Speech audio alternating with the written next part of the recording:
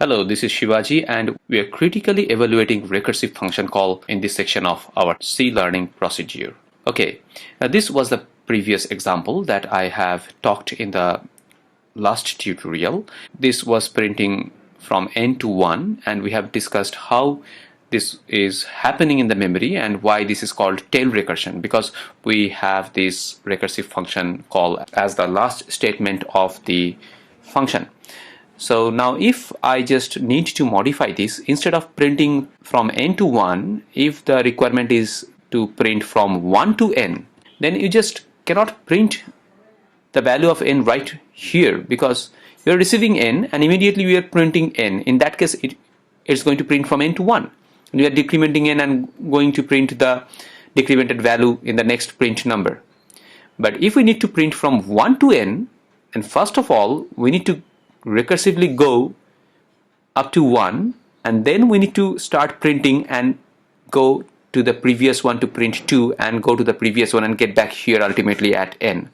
So we just cannot print before the recursive call.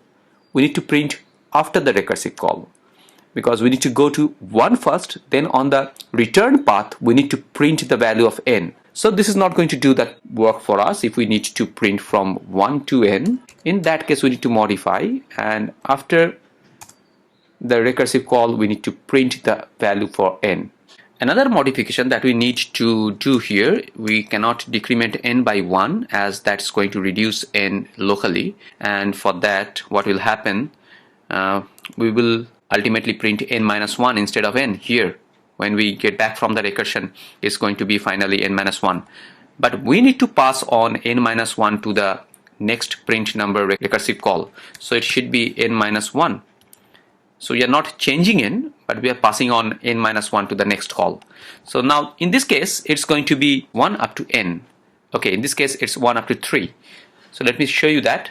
You can see that it's 1, 2, 3. So what is happening here? We are just going to the recursive call first prior printing the number. So we are passing on n minus 1, and eventually n minus 1 becomes 0. When the value of n becomes 0, then the control returns back to the previous instance, and in the return path it is printing the value into the console. So let me show you the stacking activity in the memory for this recursion so that you understand better. Okay, so when the first call takes place, obviously the main is pushed into the stack, and the first call takes place here. Value of n is 3 here at per this example, and n is not equals to 0, so the return is not executed, so it comes here, and you can see that there is a recursive call print number and we are passing on 2. Now since we are using n after getting back or completing this recursion, when we get back here, this statement is going to be executed next after completing this print number function call. So the value of n has to be preserved. This is not a tail recursion. This recursive call is not the last statement. Had it been the last statement, the operating system would not require to store the value of n at all. But in this case, since we are using n after this recursive call, so n has to be preserved. And what operating system does, it pushes the status of the current function that includes the variable n as well into the stack. So n equals to 3 is pushed into the stack, then the function call takes place. So you have this function call, the next one for n equals to 2, we have this print number instance here. Here the value of n received is 2, and again the if is going to be false, it's not going to be executed, the return is not going to be executed. Okay, and we have this print number again, the recursive call. And here again we are passing n minus 1, n is 2 here locally. So on getting back from the recursion, we are printing the same thing here as well, because the same code is replicated. So here this recursion will take place, but prior to go to the call, operating system is going to store this n into the stack as well, because on getting back it's going to use the n. So n equals to 2 is again stored into the stack, and it goes to the next print number. And here the n received is 1. Again we have the print number statement here, and we are passing on n minus 1. N here is 1, so n minus 1 means 0. That's going to be passed to the next print number call, and we have that printf statement as well. So here, when it is going for this call, prior to that, n will be stored into the stack, and that's 1. So now the print number n for the last time is called, and here n is 0.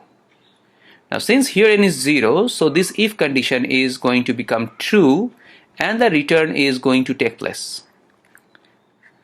So now operating system, in order to return the control, will look into the stack. It gets everything of the previous function at the top of the stack. So it deletes this top, retrieves every information that where it should return, what's the value there. So it gets back n equals to 1 and gets back here after this print number statement here, because this was the last instance of print number that was called prior to this n equals to 0. So on completing this, and when it gets back here, the cycle is complete. So print number, printf, this statement is the next one, so n is printed here. So the 1 is going to be printed first time from this printf because n is 1 here. Now the call is complete. Now this instance is complete, so it again looks into the stack and it finds n equals to 2 there, and it gets every information of the previous instance that was kept here while going for the call. So it deletes this and it comes back here. This is the next statement for n equals to 2. This was the instance. So here it prints n equals to 2 and it completes this call. Then it again looks into the stack and finds the previous instance and again deletes that and gets back here. That was the previous to this.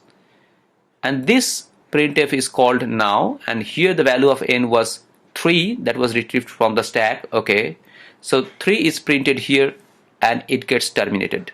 So when it gets terminated, it looks into main, looks into the stack, it gets main, everything retrieved, and again it continues with the main. Whatever the instruction that you have here will be continued. So this is how the stacking takes place when this particular recursive call goes on, or something like this will go on. So now you can see that there is an overhead in order to carry on this recursive call. So which one is better for this case? If we would write a for loop, then this type of stacking activity will not be there. We can still print from 1 to n by using a simple loop. So which one is better? Obviously the loop is going to be better as far as this particular example is concerned. We can just write a simple loop in order to print from 1 to n, and that's not going to have any kind of push and popping activity and this kind of maintenance of stack in the memory. So it's better to write a for loop in this case instead of having the recursion call as far as this particular example goes. Therefore, if we can write a for loop to solve a problem, and we are also able to write a non-tail recursion to solve the same problem, then it's always better to go with the loop, because if you go with the recursion, then it will bring in the overhead of stack management in the memory. But there are cases when you cannot solve a problem using a simple loop. You'd require to implement stack explicitly. There are some cases. In those cases, it would be always beneficial to write a recursion, because we will be using the system generated stack, the stack that will be created for performing the recursion. We will be using that stack in order to store our own values, and in that case the recursion is going to reduce the number of lines of codes to large extent, and we won't require to implement the stack explicitly. So recursion is going to help us in such situations when we need a stack explicitly in our program. So in that case, the recursion is going to be beneficial. We'll see that in the next tutorial. Thank you.